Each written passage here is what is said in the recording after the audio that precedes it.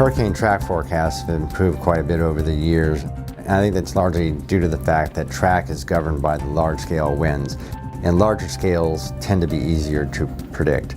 Storm intensity, though, is much more complicated because it depends on a range of scales, all the way from those same very large scales down to much smaller scales, say the scale of individual rain bands, and some would even argue down to the scale of individual raindrops. HS-3 uses two of NASA's unmanned Global Hawk aircraft. These aircraft are capable of flying at high altitudes above the storms. A typical science flight will be about 26 hours. That means we can take off from the east coast of the United States, fly all the way out to the Cape Verde Islands off of Africa, fly around for about 4 to 6 hours, and then return.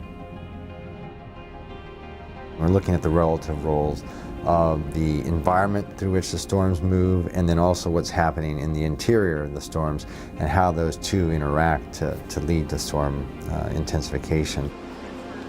And so we designed the payloads on the Global Hawks to really tackle one or the other.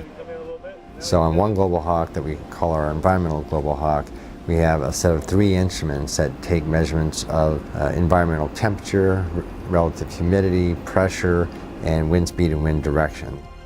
On the overstorm aircraft, we have a set of instruments that are really geared toward precipitation and winds within the storm.